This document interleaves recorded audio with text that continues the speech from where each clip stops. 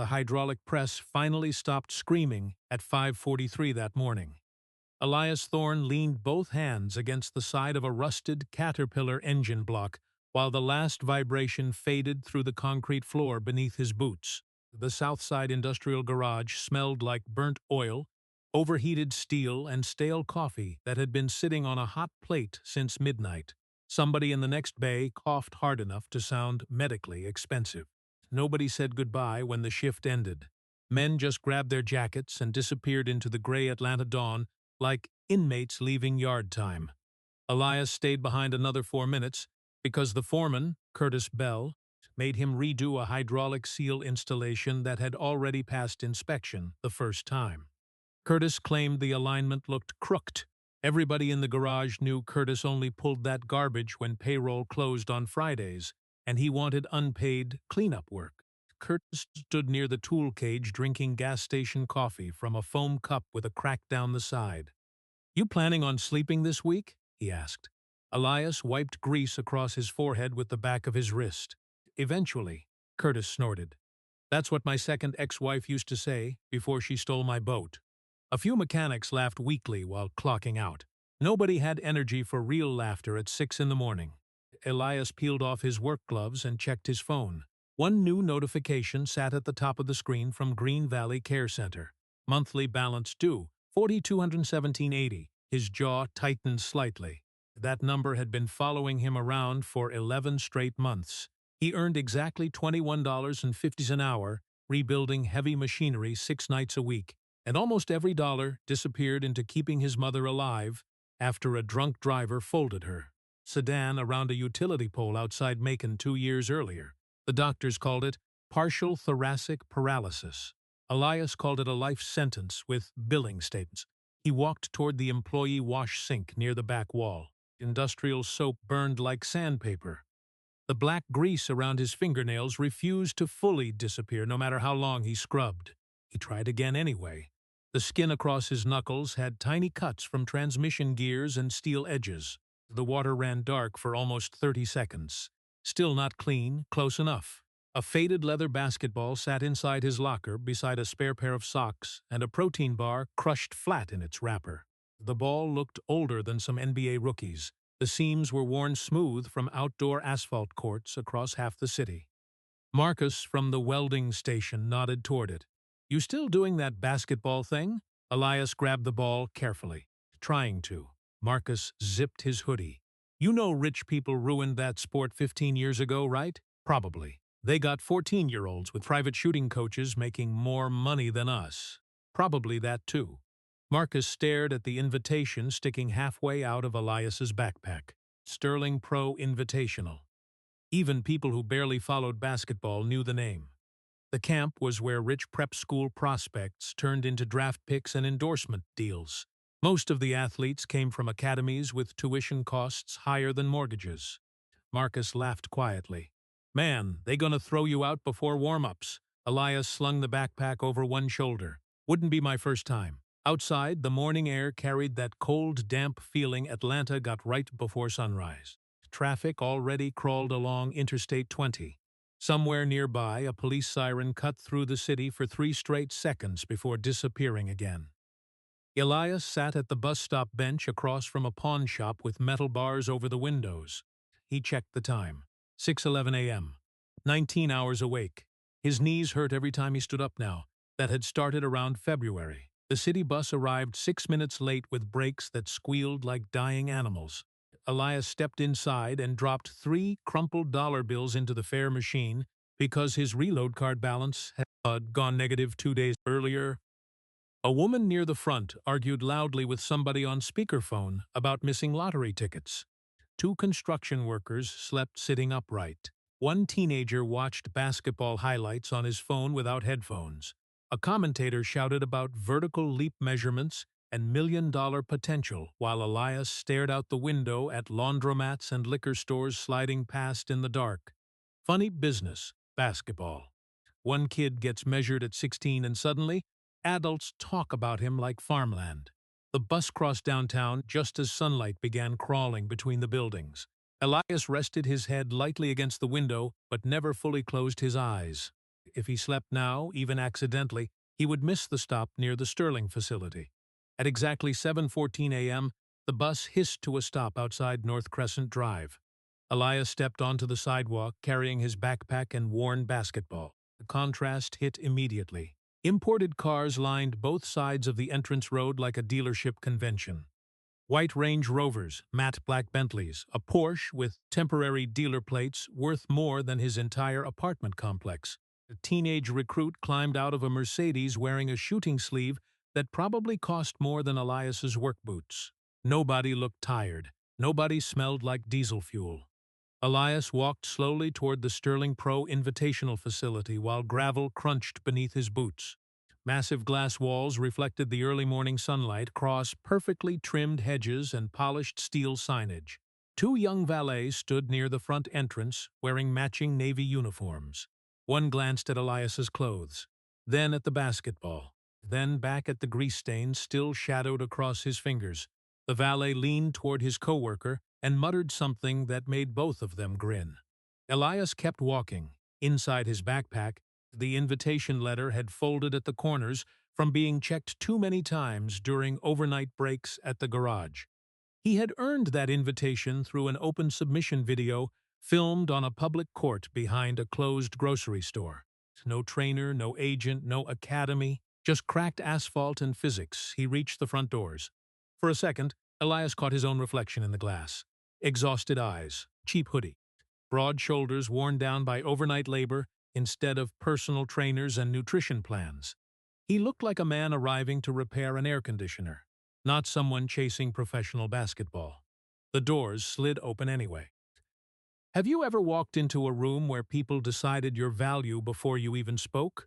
And if somebody judged you by your clothes or your paycheck, would you still bet on yourself? Subscribe to the channel and tell me below. The glass doors closed softly behind Elias while the sound of bouncing basketballs rolled across the massive gym like controlled gunfire. Everything inside the Sterling Pro Invitational looked aggressively expensive. 12 polished hardwood courts stretched beneath suspended LED lighting bright enough to expose every wrinkle, every stain, every weakness. Trainers in fitted quarter zips barked instructions beside biometric monitors, tracking heart rates and acceleration bursts in real time. One recruit missed a jumper and immediately checked his shooting data on a tablet. Another kid had his own videographer. America was a funny country. Half the people here had personal nutritionists before they learned how to shave. Elias adjusted the strap on his backpack and walked deeper into the facility while players rotated through shooting drills with mechanical precision. Nobody talked much unless cameras were nearby. Most conversations sounded like stock market updates disguised as basketball opinions. His wingspan measured +6. Duke called yesterday. He added 11 pounds of muscle since April. Not one person mentioned whether somebody could actually play. At center court, Vance Sterling stood near a digital monitor holding an iPad instead of a whistle. The former NBA champion looked exactly like somebody who missed being important. Silver hair cut too perfectly. Tailored charcoal quarter zip. Bright white sneakers that had clearly never touched outdoor pavement. Around his wrist sat a titanium watch large enough to finance a used Honda Civic. Vance never looked directly at players during drills. He watched spreadsheets. Every few feet he flicked his finger across performance metrics while assistants updated vertical, leap numbers and shot percentages beside him. The athletes moved like racehorses being priced before auction. One assistant approached quietly. Prospect 27 improved lateral speed by 0.2 seconds. Vance barely glanced up. Still can't create separation left side. Another assistant handed him a clipboard. Kid from Santa Barbara Prep wants a second interview. He can wait. Then Vance noticed Elias, not gradually. Immediately. The entire atmosphere shifted the second his eyes landed on the grease stains still trapped beneath Elias's fingernails. Vance stared for 3 full seconds before slowly lowering the iPad. One basketball bounced somewhere in the distance. Then another. The gym began falling quiet without anyone officially telling it to. 40 elite recruits noticed where Vance was looking and turned toward the stranger standing near court 3 in work boots and a faded hoodie. Elias stopped walking. Vance stepped forward calmly, his expression carrying the same disgust wealthy people usually reserved for public transportation. "Well," he said loudly, "either our security team is collapsing professionally or somebody's transmission broke down outside."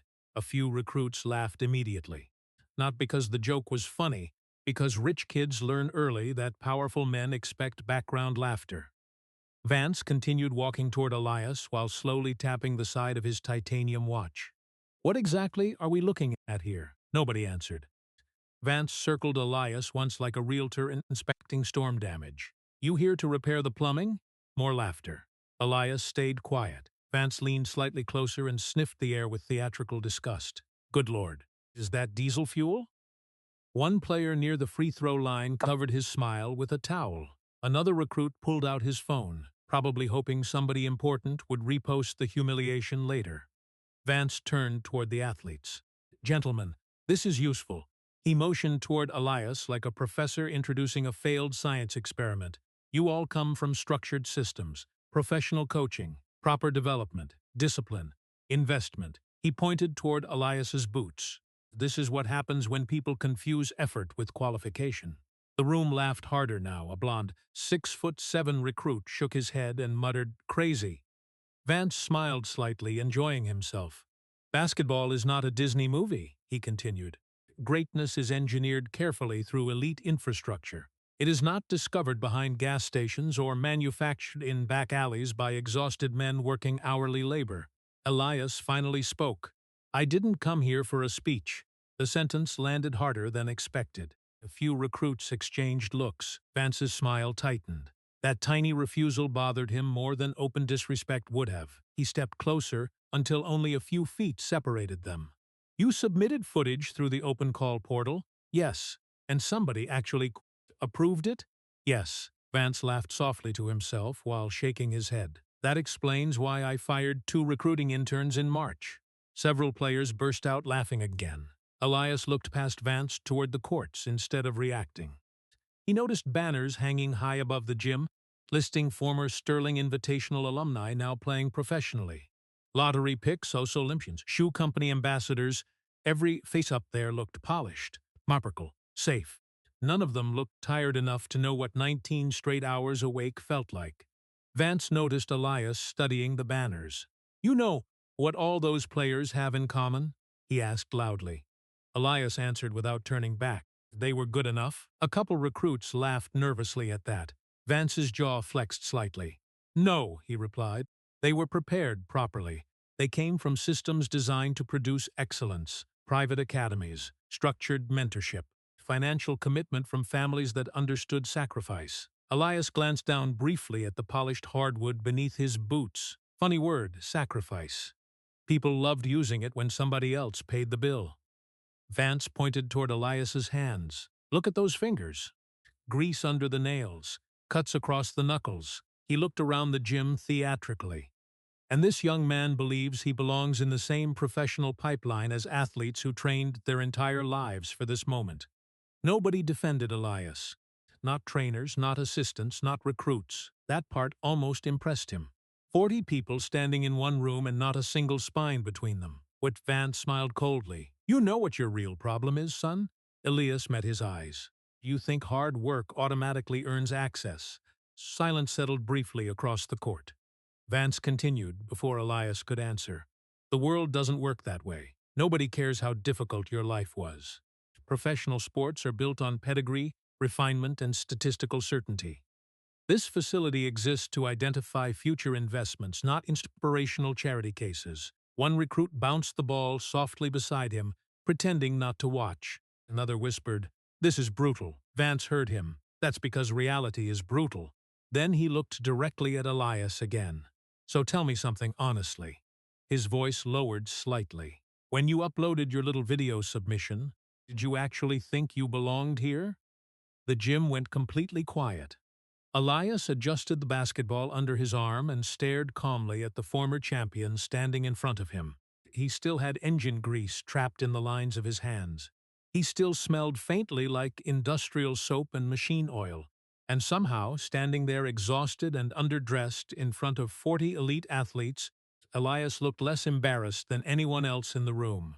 He did not look down. The silence after Elias answered felt heavier than the laughter had. Nobody moved right away. Not the recruits. Not the assistants. Not even Vance Sterling. The former champion kept staring at Elias like he was waiting for embarrassment to finally arrive and finish the job properly. Rich people always expected humiliation to work eventually. They treated dignity like a rental car. Push it hard enough and something starts breaking underneath. But Elias just stood there holding the basketball against his hip, tired, hungry, completely awake. One assistant near the scorer's table cleared his throat awkwardly and tried restarting the drill rotation. All right, wings to the corners. A sound interrupted him from the upper bleachers. Thud. Slow. Heavy. Another step followed, then another. The entire gym turned instinctively toward the dark seating area above the courts. Most people had forgotten somebody was even up there. The Sterling facility occasionally hosted retired players and scouts during invitation week, but they usually stayed inside the executive suites behind tinted glass, eating catered breakfast and discussing market upside. Like basketball players were cryptocurrency. This sounded different. The footsteps continued descending slowly through the bleachers with the steady weight of industrial machinery. Thud, thud, thud. Conversations died one sentence at a time. A recruit near half-court whispered first. No way. Another player straightened immediately. Oh, hell. Vance Sterling finally looked away from Elias and toward the staircase. His expression changed slightly. Not fear. Recognition. The massive figure emerged gradually beneath the overhead lighting wearing black sweatpants, a faded gray hoodie, and size 22 sneakers that landed against the concrete stairs with enough force to echo across all 12 courts. Shaquille O'Neal descended without speaking to anyone. No security detail, no introduction, no performance. Just 6'11" of calm authority walking downward one deliberate step at a time. The entire facility shifted around him immediately. Assistants stopped typing. Players lowered basketballs. Even the trainers unconsciously stepped aside to clear a path before he reached the hardwood. Funny thing about real power. It rarely announces itself loudly. Shaq reached the final step and walked directly onto court 3 without acknowledging the recruits lining both sides of the gym. Several athletes straightened their posture automatically when he passed. One kid quietly adjusted his compression shirt like he suddenly regretted existing incorrectly. Another recruit whispered, "That's actually him." No one answered because obviously it was him. Vance Sterling forced a smile that looked professionally manufactured. "Well," he called out loudly, "this is a surprise." Shaq kept walking. He passed 2 projected lottery picks without looking at them once. He ignored the biometric monitors, the banners, the cameras, the trainers, and the entire expensive theater Vance Sterling had spent years building around himself. Then he stopped beside Elias, shoulder to shoulder. The visual contrast hit the room instantly. One man dressed like polished success. One man smelling faintly of engine grease after an overnight mechanic shift. And somehow Elias looked more comfortable standing there. Shaq glanced briefly at the basketball under Elias's arm. Worn leather. Outdoor damage. Dead spots near the seams. A real basketball, not a sponsorship prop. Then Shaq slowly lifted his eyes toward Vance Sterling. He did not look angry, that would have been easier. Anger at least contains energy. This looked worse. Disappointment, the cold kind that arrives after somebody confirms exactly who they are.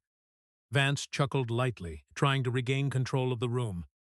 "We're just having a little reality check for our younger applicants." Shaq stayed silent. Vance continued anyway because certain men become terrified when silence refuses to cooperate with them.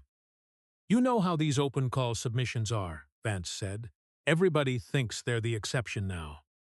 TikTok highlights got kids believing they can skip development systems." Still nothing from Shaq. One of the recruits bounced the ball softly one time before immediately stopping when the sound echoed too loudly through the gym. Vance smiled again, thinner now. The game has evolved. Professional basketball requires infrastructure, discipline, elite training environments. He motioned casually toward Elias, not overnight mechanics with delusions. Shaq finally spoke. Delusions. The single word rolled across the court quietly, but somehow the room felt smaller after he said it. Vance nodded quickly. You know what I mean. Shaq looked around the facility slowly. His eyes moved across the custom lighting rigs, luxury seating, sponsorship banners, and polished courts worth more money than some public schools spent in 5 years. Then he looked back at Elias's boots. Oil stains still marked the edges. One lace was frayed near the knot. Shaq asked calmly, "What time your shift end?" Elias answered without hesitation. 5:03. "And you came straight here?" "Yes. How long you been awake?" 19 hours. Several recruits shifted uncomfortably. One player quietly lowered his eyes toward the floor. Shaq nodded once. Then he looked at Vance again. "You got 40 boys in this building wearing $700 sneakers," he said calmly. "And the only one I see carrying something heavy walked here tired." The sentence landed like a punch. Nobody wanted to admit hurt. Vance folded his arms. "With respect, this facility isn't designed for inspirational stories." Shaq stared at him for a moment. "No," he replied softly. "It's designed for the invoices." A couple recruits accidentally laughed before realizing too late that Vance Sterling did not enjoy being laughed at. The gym became painfully quiet again.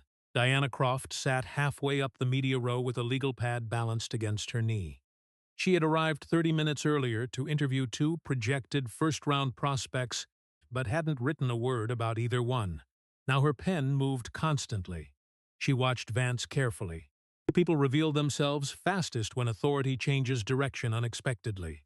Vance adjusted the cuff of his quarter zip and forced another composed smile. "You think I'm wrong?" Shaq shrugged slightly. "I think you forgot where basketball came from." Nobody spoke after that. Not immediately. The words settled slowly into the room while Elias stood beside Giant wearing a faded hoodie and carrying a basketball with half the leather peeling off its seams. One recruit near the baseline quietly sat down. Another stopped recording on his phone. Vance looked around the gym and realized something uncomfortable was happening right in front of him. The room had stopped performing for him. For the first time all morning, nobody was watching Vance Sterling because they feared him. They were watching because they wanted to see what happened next. The room stayed quiet long enough for people to start hearing things they normally ignored. Air conditioning vents, sneakers squeaking 2 courts away, the faint buzzing hum from overhead LED panels. Nobody wanted to interrupt whatever had just settled over the gym. Vance Sterling crossed his arms tighter across his chest, while staring at Shaquille O'Neal beside Elias. The expression on his face had shifted from amusement into something more defensive now, though he tried hard not to show it. Men like Vance built entire careers pretending certainty was personality. "You always this dramatic?" Vance asked finally. Shaq shrugged once. "You always this disrespectful before breakfast?" A few recruits lowered their heads quickly to hide smiles. Vance noticed. That bothered him almost more than Shaq's presence. The former champion took 2 slow steps toward center court and spread his arms slightly like a man reclaiming ownership of a room he suddenly no longer controlled. "This facility evaluates professional potential," he said loudly. "Not personal struggle. I'm not running a charity showcase because somebody worked a hard job." Elias stayed silent beside Shaq. That silence kept ruining Vance's rhythm. Most people tried defending themselves when humiliated publicly. Elias didn't. He just stood there exhausted, holding the basketball loosely against his leg while 40 elite recruits watched the situation slide somewhere nobody expected it to go. Shaq looked around the gym again. "You know what kills talent faster than bad coaching?" he asked calmly. Nobody answered. "Arrogance." The word landed flat and heavy. Vance gave a dry laugh. "Here we go." Shaq ignored him. "I played with rich kids, poor kids, kids raised in mansions, kids raised in apartments where the electricity shut off twice a month." He nodded toward Elias. "Game don't care where you slept." One assistant near the scorer's table stopped typing entirely. Shaq continued speaking softly. "But people like you start believing money can manufacture greatness." He glanced around the facility. "So eventually you stop seeing players, you start seeing investments." Vance smiled thinly. "And you think this mechanic is hidden greatness?" Shaq looked at Elias for one brief second, then back at Vance. "I think you're scared he might be." The gym went still again. One recruit quietly mouthed, "Damn." Vance laughed louder this time, forcing confidence back into his voice. "Scared?" He pointed toward Elias's boots. "This kid hasn't slept, smells like a transmission shop." and probably learned basketball watching YouTube tutorials during lunch breaks. Tick-tock, one recruit muttered automatically. Nobody laughed. Wrong timing. Vance exhaled sharply and looked at Shaq. You really want to turn this into a public morality play? Shaq reached slowly into the pocket of his hoodie. Several recruits leaned forward instinctively. Diana Croft's pen stopped moving for the first time in 10 minutes. Shaq pulled out a black leather checkbook with gold trim along the edges and flipped it open casually. The entire mood inside the gym changed immediately, because everybody in that building understood one universal truth about America. Wealth becomes terrifying when it stays calm. Vance's expression tightened slightly. What exactly are you doing? Shaq uncapped a pen. Giving you a chance to prove you're right. The recruits exchanged confused looks. Even Eli glanced sideways at Shaq. Vance scoffed. Please. Shaq looked directly into his eyes. 3 shots. The room stayed completely silent. Shaq continued. You pick the spots. Vance blinked once. If he misses even one. Shaq tapped the checkbook lightly against his palm. I donate $100 million to Sterling Athletic Academy. Several recruits actually gasped. One assistant whispered, Jesus Christ. Another trainer looked physically dizzy. $100 million was not sponsorship money. That was institution-changing money, new facilities, private scouting networks, national expansion. Vance stared at Shaq carefully now, trying to determine whether this was some kind of elaborate joke. Shaq did not look like a man joking. What's the catch? Vance asked quietly. Shaq closed the checkbook halfway. If he makes all 3. Now the tension arrived. Real tension. The kind that changes publicly, Shaq said. Shaq said, right here, in front of everybody. Vance smirked immediately. That's it? No. The smile faded. Shaq stepped slightly closer. You resign from the Sterling board. A couple recruits looked at each other sharply. That was different. That was blood. Shaq kept going. And you hand him a developmental contract. The gym exploded into overlapping reactions. What? You serious? No chance. 3 shots? One recruit actually laughed out loud from pure disbelief. Vance held up a hand for silence while staring hard at Shaq.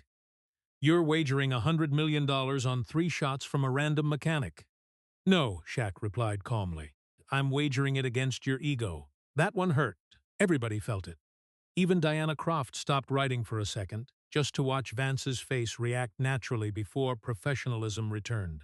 Vance walked away several steps toward the sideline, pretending to think carefully while the recruits whispered among themselves. But the truth sat plainly across his expression. He wanted the money. Badly. Nobody turns down $100 million when they've spent 20 years building an empire around youth basketball branding and elite recruitment pipelines. Sterling Academy already charged families $78,000 a year before travel expenses. Now imagine what Vance could become with another $100 million behind him. He looked back toward Elias, tired eyes, cheap hoodie, grease stains, no formal coaching pedigree, no measurable probability. Vance started smiling again slowly. Because statistics comfort arrogant men. You know what the success rate is on advanced perimeter trick shots? He asked the room loudly. Nobody answered. Almost 0. He pointed toward Elias. This kid isn't Steph Curry. He's exhausted. Elias finally spoke. I didn't say yes yet. That caught everybody off guard. Even Shaq glanced toward him. Vance barked out a short laugh. Son, this isn't pressure for you. This is the opportunity of your lifetime. Elias looked down briefly at the basketball in his hands.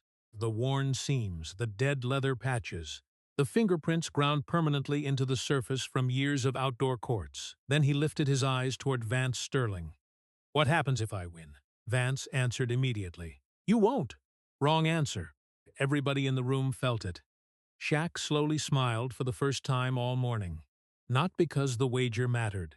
Because Vance Sterling had just walked willingly into the trap pride always builds for itself. And he locked the door from the inside. The smile on Vance Sterling's face returned slowly, like a man reopening a casino after realizing the odds still favored the house. Around the gym, assistants hurried to the sidelines, while recruits gathered closer to center court with phones halfway raised, pretending they were not recording. Nobody wanted to miss whatever disaster came next, because in their minds this still ended one way. The mechanic embarrasses himself. The billionaire laughs. Life continues functioning normally.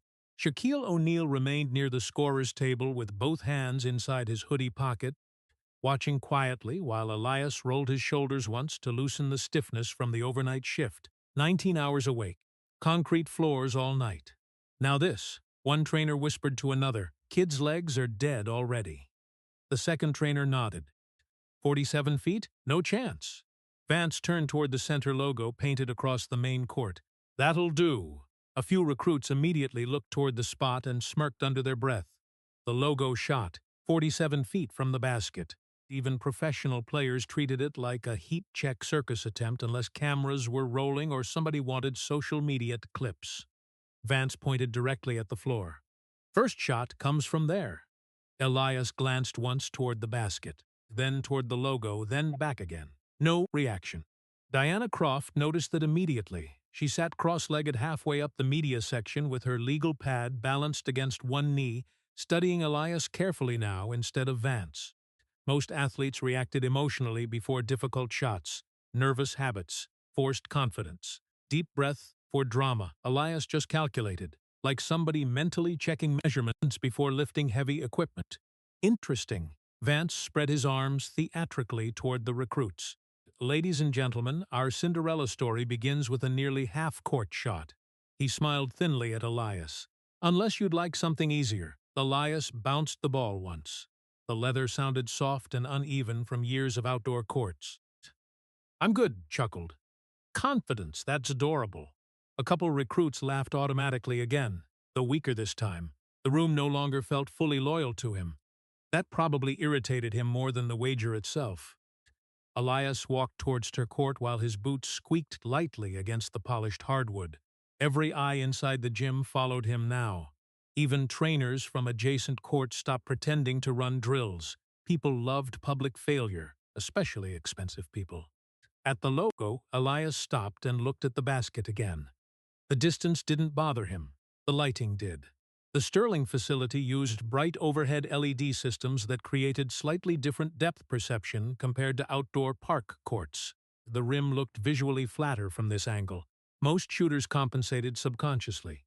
Elias adjusted his left foot 3 inches backward, then another inch. Diana noticed immediately and wrote it down. Foot alignment compensation.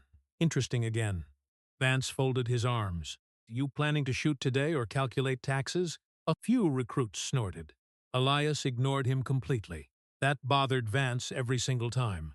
Elias bounced the ball twice more while quietly studying the structure above the court. Ceiling height, air movement from ventilation systems, reflection glare from the polished floor. Heavy machinery work had rewired his brain years ago. Everything became angles eventually. Torque, resistance, release pressure. Nothing moved accidentally.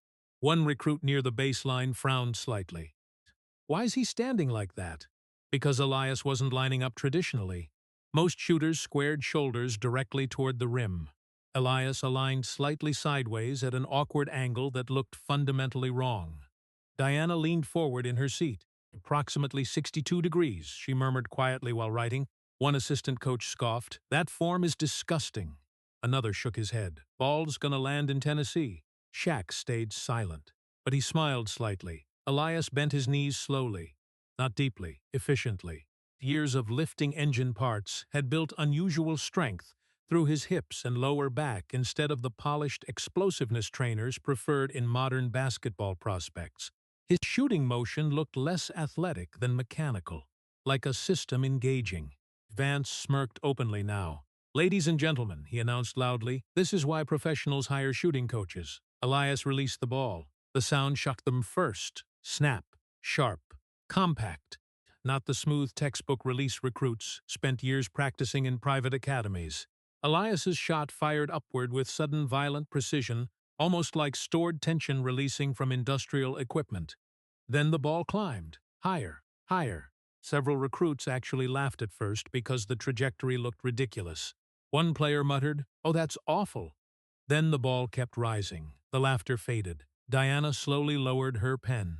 The arc was absurd. Nobody shot with that kind of vertical launch angle intentionally because it looked inefficient and unstable. But the rotation on the ball stayed unbelievably clean while it climbed toward the rafters in near-perfect alignment. No wobble, no drift, just height. The entire gym fell quiet watching it. Time stretched strangely in moments like that. Human brains hated silence during uncertainty. People wanted immediate answers, makes or misses, success or humiliation. But the ball stayed suspended long enough to make everyone uncomfortable. Vance's smile weakened slightly. The descending angle suddenly changed everything. "Oh," one assistant whispered. The ball dropped almost vertically toward the rim. Soft, controlled, clean. Then it passed straight through the net without touching metal. Swish! The sound cracked through the gym like somebody snapping a thick sheet of fabric. Nobody reacted immediately, because the room needed one extra second to process what they had just seen. The ball hit the hardwood beneath the rim and bounced once toward the baseline. Still silence. One recruit blinked hard. No way. Another looked toward the ceiling like replay footage might appear magically above them. Diana stared down at her notebook again. 62-degree release angle. Minimal rotational deviation, no rim contact. Her pen moved quickly now. That was not luck. Vance Sterling did not move at all. The former champion stood near center court staring at the basket with his jaw locked tighter than before. Statistically, ridiculous shots went in sometimes. Every basketball player knew that. But not like that. Not clean. Not controlled. Not after 19 hours awake. One recruit quietly whispered, "That didn't even touch iron." Another answered softly, "I know." Elias walked forward calmly to retrieve the ball while the entire facility watched him differently now. Not respectfully yet, not fully, but differently. That was the dangerous part. Because once doubt enters a room full of confident people, it spreads fast. Shaq finally spoke from near the scorer's table. One shot down.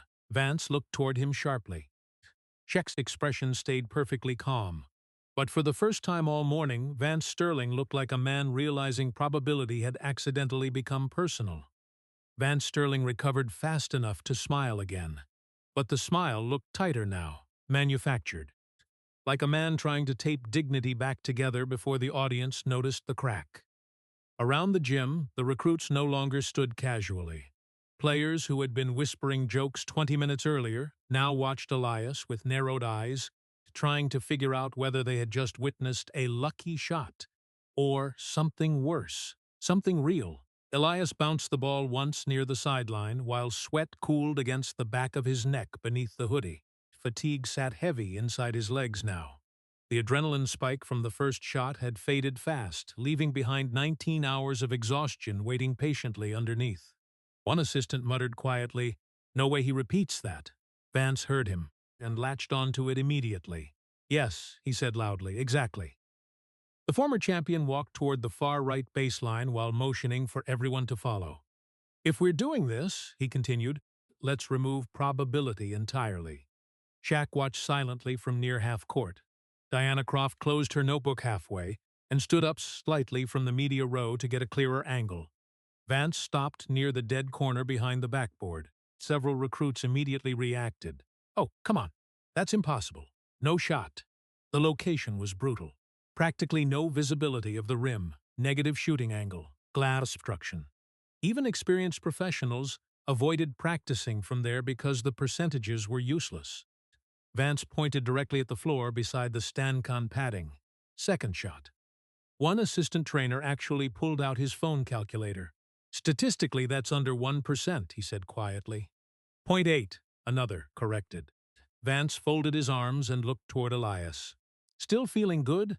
Elias stared toward the corner, not emotionally. Mathematically, that mattered. Most people looked at Masopulsa shots and imagined failure first. Elias looked at geometry, backboard depth, release height, angle, rotational drop.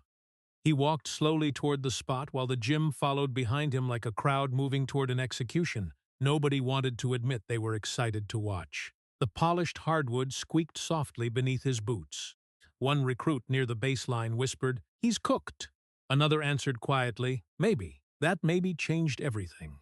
Vance noticed it too. His jaw flexed slightly. Elias stopped behind the backboard and bounced the ball once against the floor. From this angle, the rim barely existed. Most of the target disappeared completely behind glass and support padding. The room felt hotter suddenly. No music played anymore. No drills. No movement from adjacent courts. Just silence and fluorescent lighting. Vance stepped closer. Too close. Close enough for Elias to smell peppermint and expensive cologne beneath the faint scent of coffee. "You know what your problem is?" Vance asked softly, so only Elias could hear clearly. Elias kept staring toward the basket structure. "You mistake survival for greatness. No answer." Vance smiled slightly. "That woman in the care facility." He continued quietly, "Your mother, right?" Elias's grip tightened almost invisibly against the basketball. Diana noticed immediately from across the court. Vance saw it too, and kept going. "You think basketball fixes that?" His voice lowered further. "Those bills still coming whether this goes in or not." Shaq's expression shifted slightly from half-court. Not anger yet. Observation. Vance leaned even closer. "You know how many broke athletes I've watched disappear," he whispered. "Hundreds. Guys from neighborhoods exactly like yours." He glanced briefly toward Elias's hands. Except most of them smelled better. A couple recruits exchanged uncomfortable looks. This no longer felt like competition. It felt personal. Vance continued anyway because arrogant men rarely stop once cruelty starts working. "She probably thinks you're chasing a dream right now." He smirked faintly. "Meanwhile, you're one missed shot away from riding a city bus back to an engine shop." Elias closed his eyes. That surprised everybody. Vance frowned slightly. "You praying?" No response. But Elias wasn't praying. He was removing noise. The garage taught him that years ago. Heavy machinery punished distraction instantly. One wrong calculation around hydraulic pressure could remove fingers permanently. So Elias learned to isolate variables inside chaos. Breathing, distance, angle, release timing. The gym disappeared slowly around him. No recruits. No Vance Sterling. No cameras. Just measurements. In his mind, he rebuilt the shot piece by piece the same way he rebuilt damaged engines overnight. Negative angle trajectory. Glass contact point. Rotational decay after impact required arc compensation. He visualized the ball touching the upper backboard edge at precisely the correct descending speed. Not hard. Soft enough to die against the glass. Then fall. Elias opened his eyes again. Vance studied him carefully now. Something about the mechanic's calmness had become unsettling. "You done meditating?" Vance asked. Elias finally spoke quietly. "You talk too much." A few recruits accidentally laughed before instantly going silent again. Vance's face hardened. Elias lifted the ball.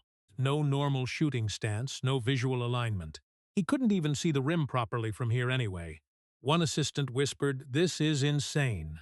Diana leaned forward with her pen frozen above the notebook. Elias bent slightly at the knees and released the ball almost blindly. Snap. The shot launched upward beside the glass at a terrifying angle. For one awful second, it looked completely wrong. Too high, too wide. Several recruits already started shaking their heads. Then the ball clipped the top edge of the backboard softly. Thunk. Everything slowed. The ball rolled along the upper glass frame for half a heartbeat before changing direction with deadened momentum and dropping almost straight downward behind the rim. Nobody breathed. Then the net snapped sharply. Swish! The entire gym froze. The ball bounced once beneath the basket and rolled slowly across the baseline, while 40 elite recruits stood motionless staring at the hoop like it had personally insulted them. One trainer whispered, "That's not possible." Another answered quietly, "Yeah, it is." Van Sterling did not move. Color drained visibly from his face while he stared at the rim in complete silence. The statistic had betrayed him publicly. 0.8%. And somehow the exhausted mechanic with grease under his fingernails had just walked directly through it. Shaq folded his massive arms calmly near half-court, 2 shots down. Now the room wasn't wondering whether Elias belonged there anymore. They were wondering what happened if he actually won.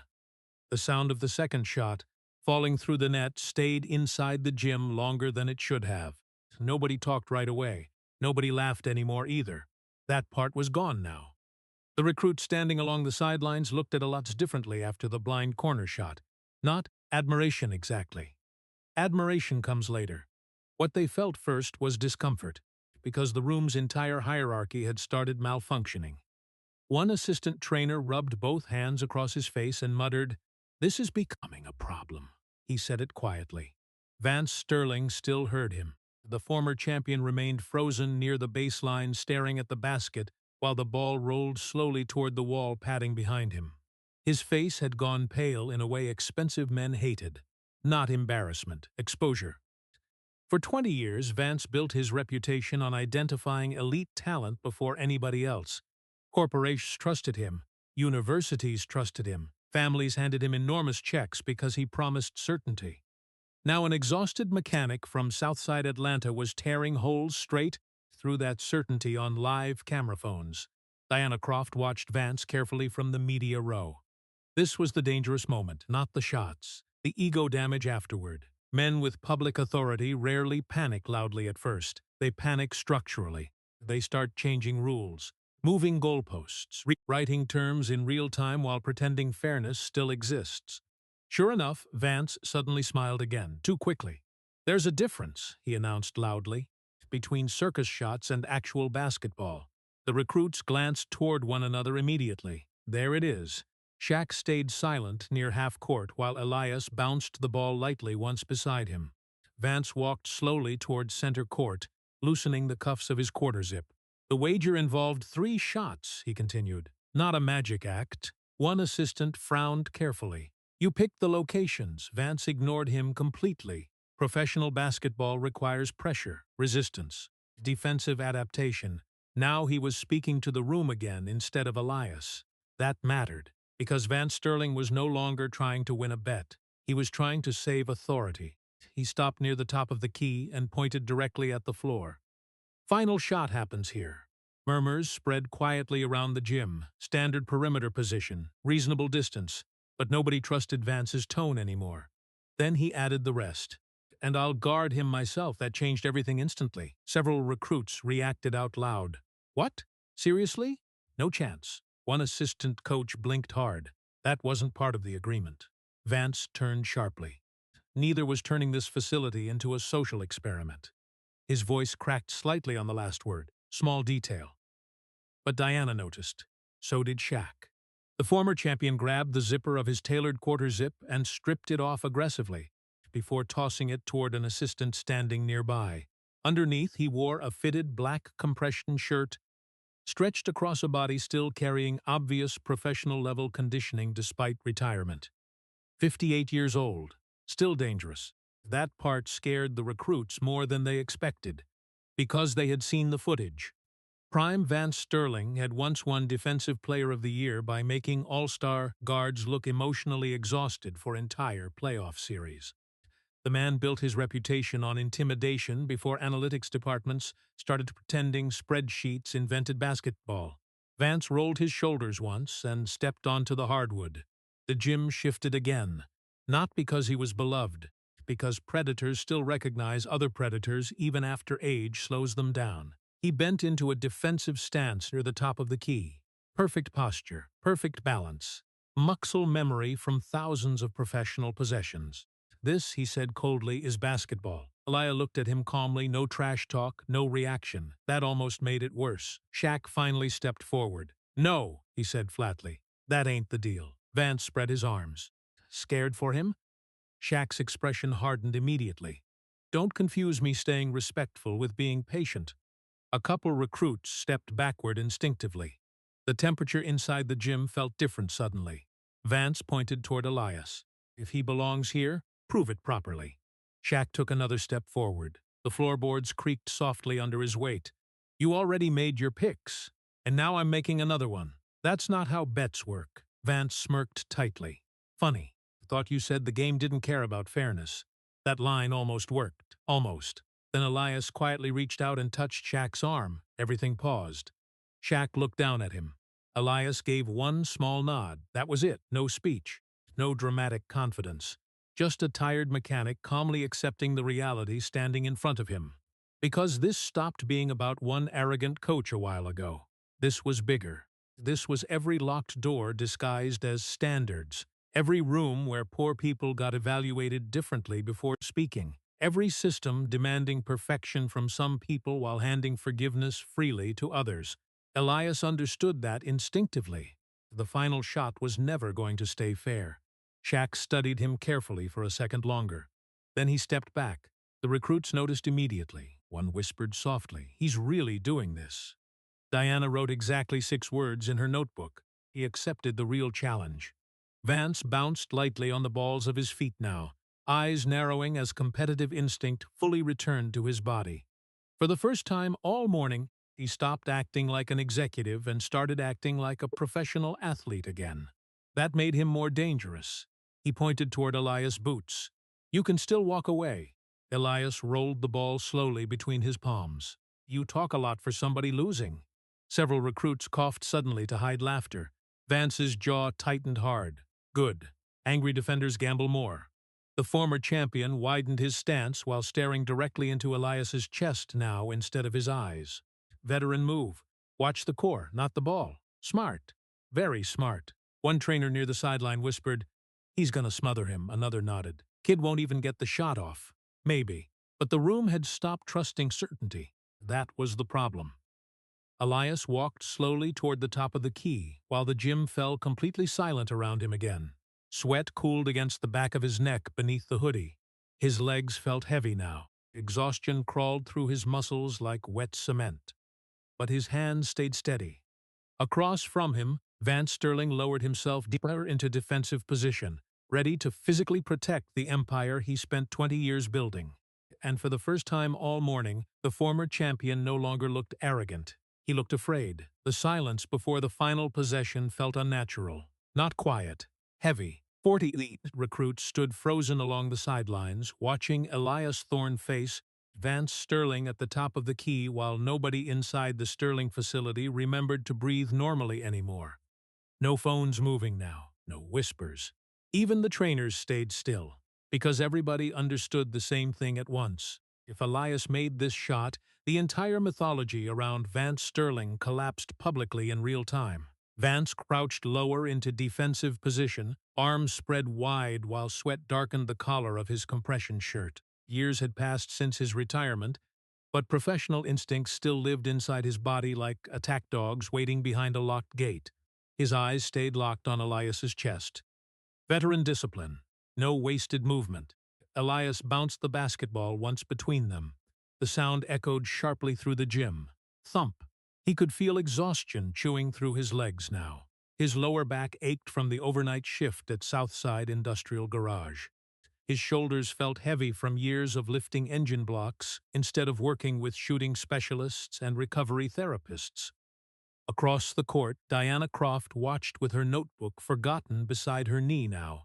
This no longer felt like journalism. This felt historical. Shaquille O'Neal stood near half-court with both arms folded tightly across his chest. Calm expression, still eyes, but he had stopped blinking as often. That mattered. Vance shifted slightly left, testing. Elias mirrored him casually. The former champion smirked faintly. "You know what happens now, right?" Elias kept dribbling. "You foul me?" A couple recruits looked at each other immediately, because that answer was correct. Vance smiled wider. "Good. At least you're not stupid." Professional defenders understood desperation better than anybody. Once technique stopped working, pressure became physical, ugly, subtle, effective. Vance leaned forward another inch. "You think they'll remember your brave little story when you're back changing oil next week?" No response. Dribble. Thump. "You think your mother cares about pride more than medical bills?" Dribble. Thump. "You should walked away after the second shot." Elias finally looked directly into Vance's eyes. "You should stop talking after the first one." The recruits reacted instantly. Not loudly, but visibly. One player covered his mouth. Another looked away to hide a grin. Vance saw all of it and snapped. The former champion lunged forward aggressively, reaching hard with his left hand toward the ball while throwing his shoulder into Elias's chest with calculated violence disguised as defense. Classic veteran tactic: create panic. Force the weaker player backward. Except Elias had learned basketball somewhere different. Not in elite academies, not in structured camps. Street courts taught survival basketball. Weird angles, tight spaces, fast hands. Games where calling fouls got you laughed off concrete. Elias dropped his shoulder instinctively and slid sideways just enough to avoid the steal attempt while keeping his dribble alive low against the hardwood. Several recruits' Gantz recovered fast. Too fast. He stayed attached to Elias immediately, pressing harder now with real frustration leaking into every movement. "You don't belong here," he hissed. "Dribble. Contact. Dribble." "You are not one of us." That sentence landed differently, because Vance finally said the honest part out loud. Not about basketball, about class, about access, about who gets welcomed into expensive rooms and who gets inspected at the door first. Elias heard it, then moved. The shift happened suddenly. One hard dribble right. Vance bit immediately and exploded laterally to cut him off. That's when Elias planted his left foot. The move came straight from cracked Atlanta park courts, where defenders reached too aggressively and asphalt punished hesitation. Step back, clean, sharp, efficient. Exactly 14 inches of separation opened between them. But enough. Vance realized it instantly, too late. "Oh hell," one recruit whispered. The former champion launched himself forward violently, all 220 pounds exploding upward with desperate force as his right arm slashed toward the ball. Not to contest, to erase. His fingertips missed by inches. Elias released the shot. Snap. The basketball climbed upward at a terrifying angle. Higher than before. Much higher. Diana's eyes widened immediately. 82 degrees, she whispered automatically. The ball rose almost vertically beneath the overhead lights while the entire gym tracked it upward in complete silence. No sound except shoes squeaking as recruits unconsciously leaned forward. Time slowed strangely again. Vance crashed hard onto the hardwood beneath Elias. After overcommitting on the contest attempt, his shoulder slammed first. Then his hip. The impact echoed sharply across the court. But he barely reacted, because even lying on the floor, he was already twisting his neck upward toward the ball. Everybody was. The shot disappeared briefly against the bright ceiling lights, then descended. Perfect rotation, perfect drop. The angle looked impossible. One recruit muttered, "Please miss." The other answered softly, "It's not missing." The ball fell cleanly toward the rim while Elias stood motionless at the top of the key, exhausted chest rising slowly beneath the faded hoodie. Then the net exploded, swish pure, violent, final. The sound ripped through the gymnasium like fabric tearing apart. For one frozen second, nobody moved, nobody spoke. The reality needed time to arrive fully. Then the entire building detonated. Players shouted. Assistants cursed out loud. One recruit threw both hands onto his head and screamed, "No way." Another started laughing uncontrollably from pure disbelief. Diana Croft stood up so fast her notebook hit the floor. Near half court, Shaq finally smiled openly. Not smug. Proud. On the hardwood beneath the basket, Vance Sterling remained flat on his back, staring upward at the ceiling lights, while the noise around him swallowed the room whole. His empire had not been destroyed by a scandal, not by bad luck, not by money. A mechanic with grease under his fingernails had dismantled it using the one thing Vance Sterling claimed to understand better than anybody else, basketball. And somehow the cruelest part was this. Elias never looked angry while doing it. The noise inside the gym slowly burned itself out, not immediately. At first, the recruits shouted over each other while assistants argued near the scorer's table, and somebody in the back yelled, "Did anybody record that at?" Loud enough for half the building to hear. But excitement fades fast when reality settles in, and reality was standing right there at center court, wearing work boots. Elias Thorne bent down calmly and picked up the basketball where it bounced back toward him near the sideline. The leather still spun slowly against his fingertips while conversations collapsed into scattered whispers around the facility. No celebration, no screaming, no chest pounding. That confused people more than the shots did, because America loved underdog stories right up until the underdog refused to behave theatrically afterward. Audiences always expected rage or revenge once humiliation flipped directions. Elias just looked tired. 19 hours awake, finally started collecting payment from his body. His knees ached. His shoulders felt heavy. The adrenaline draining out of him left behind the dull exhaustion of somebody who still had unpaid bills waiting at home, regardless of what happened here today. Across the hardwood, Vance Sterling remained on his knees. Still, silent, the former champion stared upward at the rim while sweat rolled slowly down both sides of his face. His chest rose unevenly beneath the black compression shirt, not from physical exhaustion alone. From collapse, the gym no longer belonged to him. That part was obvious now. The recruits standing along the sidelines kept glancing toward Elias instead of Vance. Trainers whispered quietly among themselves. One assistant had already pulled out his phone and started typing something nervously. probably realizing half the board members funding Sterling Academy would hear about this before lunch. Diana Croft watched all of it carefully. This was the real story. Not the shots, not the money. The silence afterward. She had covered professional sports for 17 years and learned one thing early. Powerful men rarely know what to do once the room stops needing them. Vance finally lowered his eyes from the rim. For the first time all morning he looked his age. Not old exactly, just human. His breathing steadied slowly while he stared down at the polished hardwood beneath him. Reflections from the overhead lights shimmered faintly across the floor beside his knees. One recruit near the baseline whispered softly, "Damn." Nobody answered him, because there was nothing funny left. Shaquille O'Neal walked toward the discarded suit jacket lying near half court. The expense fabric had twisted awkwardly across the hardwood after Vance ripped it off earlier, trying to reclaim control of the room. One sleeve folded underneath itself. The inside lining showed where dry cleaning tags had been removed recently. Shaq picked it up carefully, then walked toward Vance. The entire gym watched quietly. No cameras flashing now, no smug reactions. Even the recruits understood instinctively that something personal was happening here. Shaq stopped beside him. Vance didn't look up immediately. That probably took more strength than anything else that morning. Shaq draped the suit jacket gently over Vance's shoulders. Not mockingly, not aggressively, almost kindly. That surprised people, especially Elias.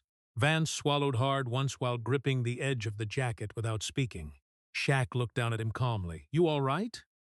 The question sounded genuine. That made it worse somehow. Vance laughed once under his breath.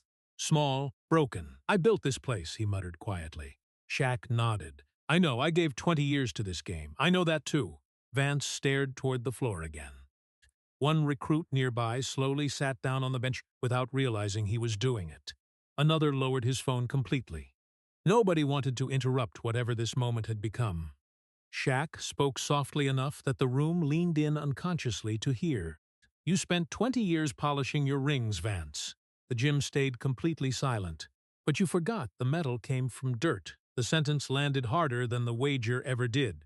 Vance closed his eyes briefly, because he understood exactly what Shaq meant. Every player he once admired growing up came from somewhere rough before fame cleaned the story up for television interviews. Asphalt courts, cheap apartments, broken neighborhoods, second-hand shoes, parents working double shifts. Basketball never started in luxury facilities, people just monetized it afterward. Vance rubbed one hand slowly across his face. "I didn't think he was real," he admitted quietly. Elias heard that from across the court.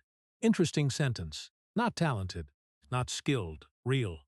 Like poverty itself became invisible once somebody entered wealthy rooms confidently enough. Shaq glanced toward Elias standing near the sideline with the worn backpack hanging from one shoulder. "That's the problem," he replied. "You stopped looking." Nobody moved. The air conditioning hummed softly overhead, while the gym sat suspended inside one strange, honest moment that none of the recruits would forget for the rest of their lives. One assistant coach cleared his throat awkwardly and stepped toward Vance, holding paperwork from the wager agreement. Vance waved him away without even looking. He already knew. The board position was gone.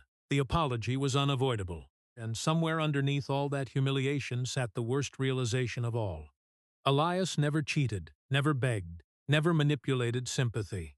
He simply walked into a room designed to reject him and proved everybody wrong publicly. Diana finally picked her notebook back up and wrote one final sentence beneath her notes. The room respected him only after he became undeniable. Across the gym, Elias adjusted the strap on his backpack again and turned toward the exit doors. The same grease stain still marked his hands. His boots still squeaked lightly against the polished hardwood. Nothing about him looked richer, but everything about the room had changed. Before Elias reached the doors, Vance finally spoke again, quietly. Elias, the mechanic, stopped walking but did not turn around immediately. The former champion stood slowly from the hardwood with Shaq beside him. Then Vance Sterling did something none of the recruits had ever seen him do before. He lowered his head. Not dramatically, not for show, just enough for the apology to become real. Vance Sterling's apology spread across the internet before lunchtime.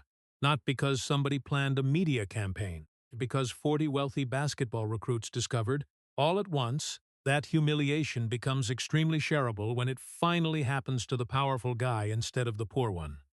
By 2:17 p.m., clips from the Sterling Pro Invitational flooded sports accounts across every platform imaginable.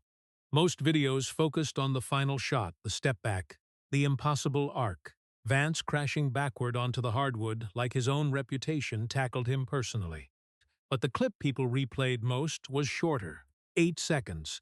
Vance Sterling lowering his head toward Elias Thorne. America loved that part, especially people who spent years getting talked down to by managers wearing expensive watches.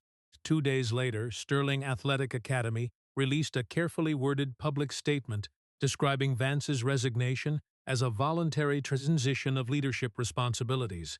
Nobody believed that for half a second. An independent ethics board took over operations immediately after several donors threatened to pull funding unless the organization addressed what one sponsor called documented elitist conduct inconsistent with player development values. Corporate language, he'd always sounded funny. A billionaire could ruin somebody's dignity publicly, and the official paperwork still read like a delayed airport announcement. Diana Croft published her article 43 hours after the wager. She titled it, "The Boy They Couldn't Measure." The story exploded nationally, not because Elias became famous overnight, because people recognized the room. Everybody had entered some version of that gym before: job interviews, schools, restaurants, corporate offices, places where somebody evaluated your worth before hearing your voice. Meanwhile, Elias spent most of that week sleeping, seriously sleeping, not sitting half-conscious on city buses or falling asleep fully dressed after overnight shifts at Southside Industrial Garage. Real sleep, the kind where your body stops bracing itself against tomorrow temporarily. Curtis Bell from the garage called 3 separate times. The first voicemail sounded annoyed. The second sounded nervous.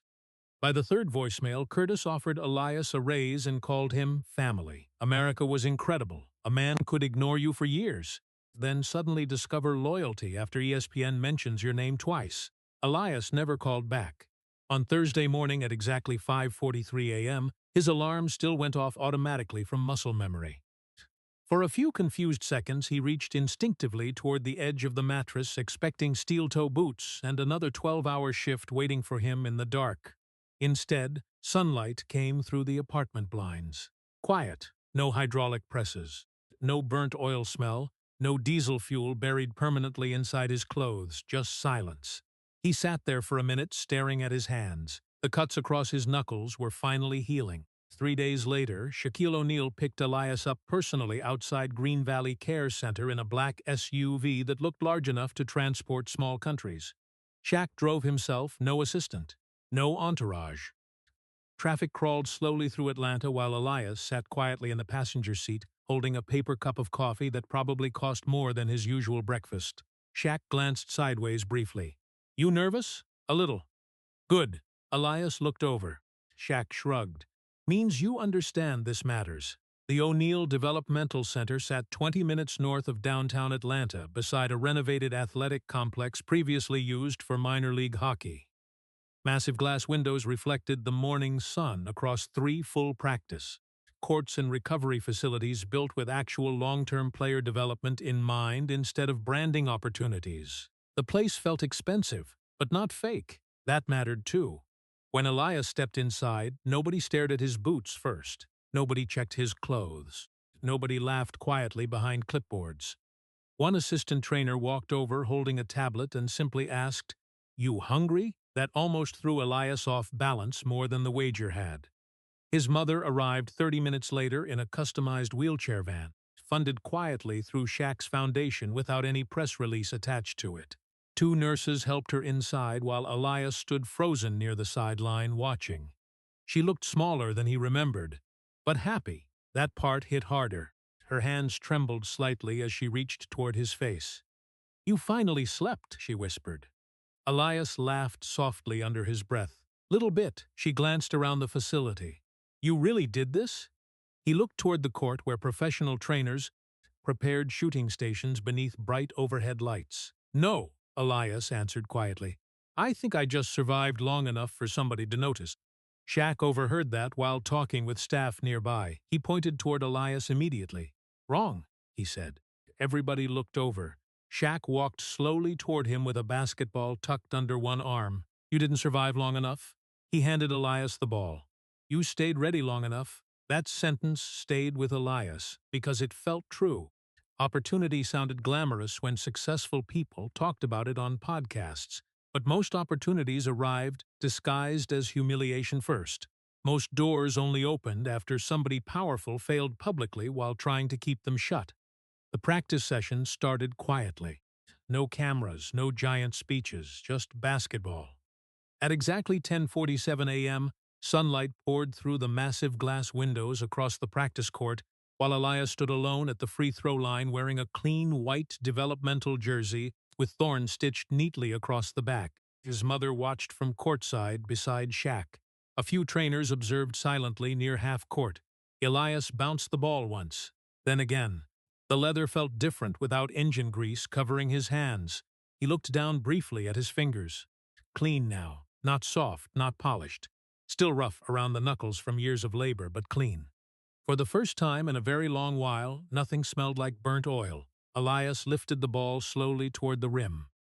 And this time, when he took the shot, nobody in the room questioned whether he belonged there.